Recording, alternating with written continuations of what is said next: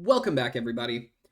This is part 4 of 6 in my lecture series on exponentials and logarithms. In this video, we're going to learn how to sketch the graph of logarithms.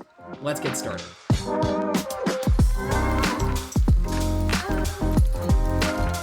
In our first example here, we are being asked to plot the graph of y equals e to the x and natural log of x, remember that's base e, log base e, on the same axis. Remember from the first video, supposedly these are inverses of each other. I know pretty quickly how to sketch the graph of e to the x. I know that the point 0, 1 is on the graph. And I know the point 1, e, remember e is about 2.7, is also on the graph. So that's what e to the x looks like.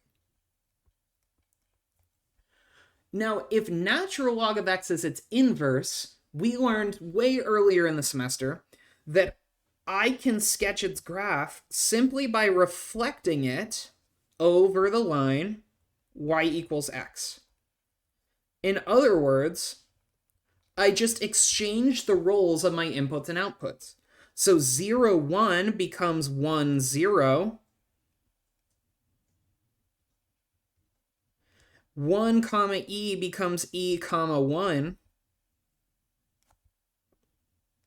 And so on. And what I get is, rather than an airplane taking off, sort of like a satellite launching into orbit. Like this. So this line would be natural log of x. So a couple things I want to extract from here.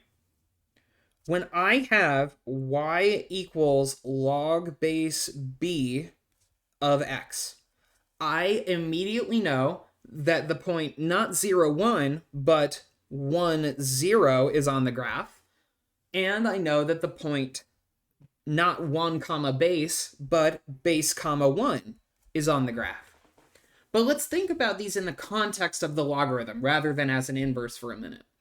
If I asked you what power would I need to give my base to get back 1, well, it doesn't matter what the base is, I need to give it 0, the 0 power, right? So 1, 0 is going to be on the graph. Similarly, regardless of what base I have, if I ask you what power do I give a base to get back the base, the answer is always 1, right? I don't do anything to it. So 1, 0 and b, 1 are always on these graphs. And just like with our exponentials, we can graph using transformations. See if you can pause the video here to give this problem a shot. This is the answer that I found. Feel free to pause the video here to look over my work. In this video, we learned how to sketch the graph of logarithms. In the next video, we're going to take a look at some properties of these exponentials and logarithms that are going to help us solve more complicated problems.